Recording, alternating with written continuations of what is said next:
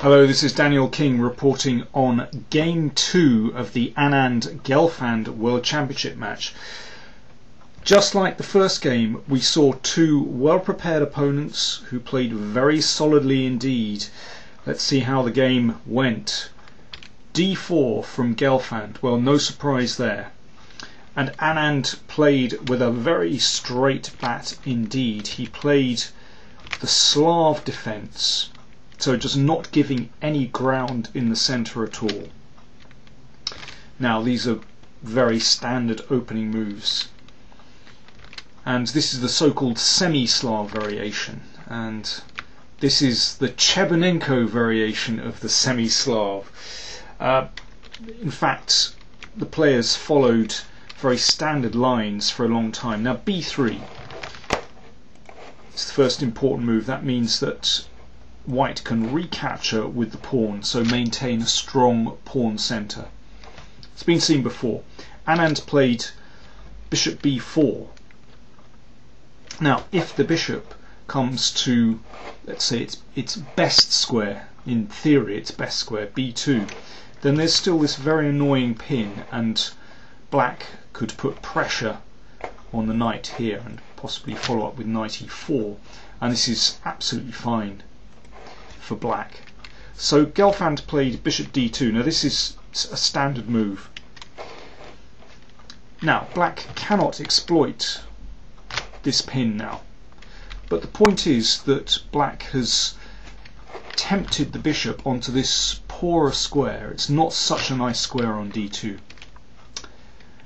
Okay, so both players bringing out their pieces very solidly indeed, getting castled, very important. And the bishop drops back to d6. So its job has been done on d6. It's just lured the bishop to a slightly worse square on d2. And now, in a previous game, Gelfand has played queen c2 and actually won a game.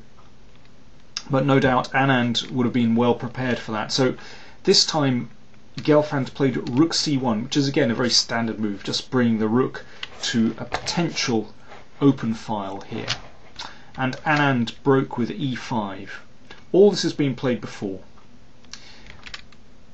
Gelfand captured in the centre. And now this has been played before. This has been played in quite a few games, but it's been shown that black has few difficulties in this position. He has, well, even a bit of a space advantage here. Let's just return to what happened in the game. Instead, Gelfand played e4. Now this is highly complex, but it was quite clear from the speed that Anand played his moves that he'd prepared this line very thoroughly indeed. After this exchange of pieces in the centre, Anand played knight f6. Now this is the first new move of the game, and at this point Gelfand thought for some time, trying to find a good continuation, and both players said after the game that this is actually the critical moment in the game. The bishop is threatened. Now if the bishop were to retreat, let's say back here, then in fact, well, black would have a very pleasant choice here of taking on d4 or possibly even advancing, and black has no difficulties at all. So the critical move is actually bishop g5, pinning the knight, so preventing knight takes bishop. But here actually Gelfand said after the game that he didn't think white had any advantage at all. For example, if black takes on d4, now this is an important trick. If queen takes d4, then black can capture on h2, and this unmasks an attack in the centre. So black exchanges queens and then takes on e4, and obviously black has won a pawn and has no difficulties at all. So let's just go back to the critical position. So after knight f6, white, well, doesn't have difficulties, but it was clear that Gelfand was struggling to find a really strong continuation here to put pressure on his opponent. Finally he took on e5. Anand took the bishop on e4. So we've had a mass trade of pieces here. Now white is still, you could say, very slightly better because he has the better development. So Anand with black still had to play quite accurately, and here's where his accuracy paid off. Here, if he were to retreat this bishop, normally you would want to save your bishop from being exchanged off for the knight, but if he retreats, then white can perhaps play f3 and bring his king into the middle, and white's pieces are more active than black's. Okay, it's probably should still be a draw, but black has something to prove there. Instead, Anand played a very accurate move, and after the game Gelfand praised Anand. He thought this was an excellent decision. So although Gelfand exchanged off knight for bishop, in fact Anand said, well, that he appreciated that really white can't make anything of the fact that he has a bishop against a knight. You could say in an endgame bishops are often stronger than knights, but here, well, as Gelfand said, this is only a symbolic advantage here. Anand played excellently. h5, now that secures the position of the knight. It's never going to be driven away by g4, and also gives the king a very nice route up the board. So white came forward with his rooks into the middle, and black did the same. That means that if this rook were to stray up the board, then of course, well, there are problems here, and maybe with this pin as well. So black always has counterplay. King f1, an important move to stop the rook coming down. And now f6, an excellent move. So perhaps preparing to bring the king into the centre. Bishop came back, and now king h7. That's a very careful move indeed.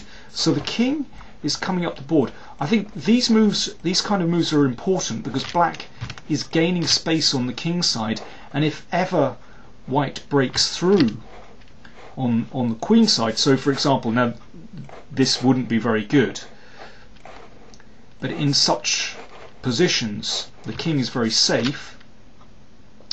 The rook can perhaps dive down here and get counterplay against the pawn, and the king is actually very poorly placed, whereas black's king and pawn and knight are set up for counterplay on the king side. So white even has to be careful in those kind of situations. So Gelfand realised he had no advantage. He played rook c5, and he actually offered a draw in this position, which Anand accepted. Would have been nice to see them play on a little bit longer, but okay, it looks like a very even position. Let me take you through a couple of variations. After rook c5, black might exchange. I mean, there are many ways that black can play this position. One idea might be to simply hit the bishop and gain counterplay, try to gain counterplay along the c file. Another idea might be to play rook e5, and that bishop is, well, it's slightly vulnerable. So after bishop b4 you could attack the bishop again. Well, if bishop c5, we're repeating the position. If the bishop comes back, well, you could always just bring the king forward. And I don't think black has any difficulties here. White's big problem is that his king cannot come into the middle to protect some important squares on the king side, or on the queen side and in the middle. So black is very active here. Even if the rook comes down, well, you could just advance the pawns on the queen side, and the rook can always protect that pawn. So black has no difficulties here at all, and Gelfand was happy to offer a draw. So we saw another very tense game today.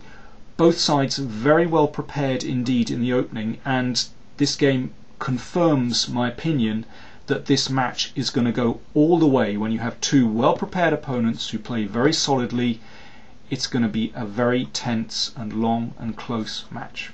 See you.